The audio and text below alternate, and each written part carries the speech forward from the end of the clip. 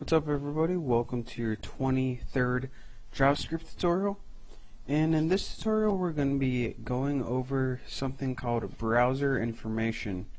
Now what we're going to be doing in this tutorial is getting information from the browser. Now if you don't know, this whole thing is the web browser. Now we can get information for a bunch of different reasons. Let's say we wanted to find out what web browser the user was using because maybe it wasn't compatible with our program, or maybe we just wanted to get it to tell the user, alright, it's time to update your browser, or maybe we just want to get it for the heck of it like we're going to be doing in this tutorial. So let's go ahead and get started, and the first thing that we're going to want to do is make a variable, and I'm going to call mine Bucky because that's my name.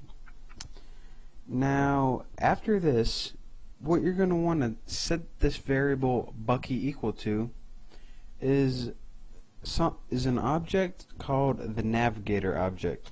So let's go ahead and type navigator, add your period.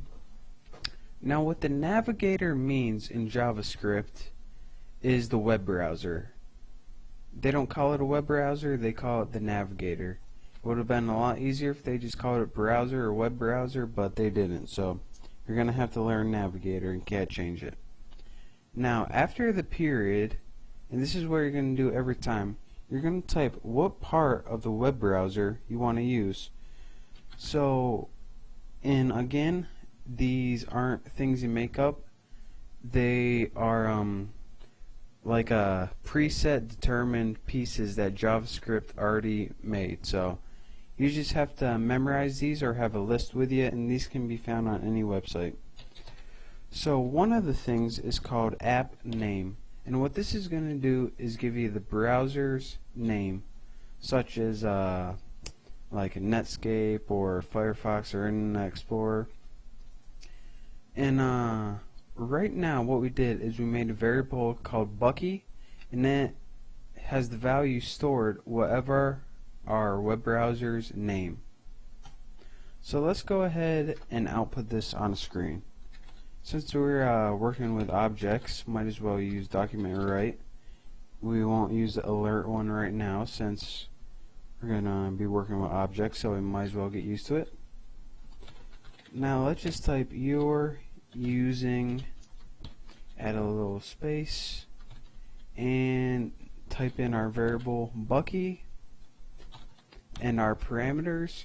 So right now, as you can see, we want to write on the screen you're using, and then add a space, and then write Bucky. And again, Bucky is just the name of our navigator. So let's go ahead and save this and see what it has to say. You're using Netscape, since that's the web browser I am using. Now go over that and figure out how to do that, and let me just show you one more thing. This variable, when you store this in a variable, it's very useful if you're going to be writing a bigger program, or if you're going to be reusing this code over and over again. But you don't always need to store it into a variable. What you can do is just copy what this means, or cut it, and add it right into here. And let's get rid of this because we don't need that anymore. And it says now you're using, and it will give the name.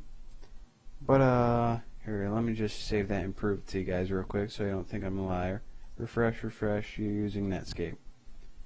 And one more thing that's pretty useful is instead of app name, you can write platform. And this will give you the platform that your web browser is running on. And this is pretty useful when trying to determine like if your program is going to be compatible with your computer or not. So let me just save this, and it says you're using Win32, and that's what platform I'm using right now. And all of these things, all of these browser objects are pretty much just to test compatibility or to give the user information.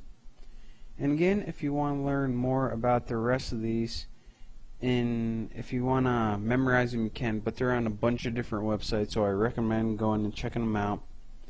But that's probably going to be the only browser objects we're going to be covering for right now.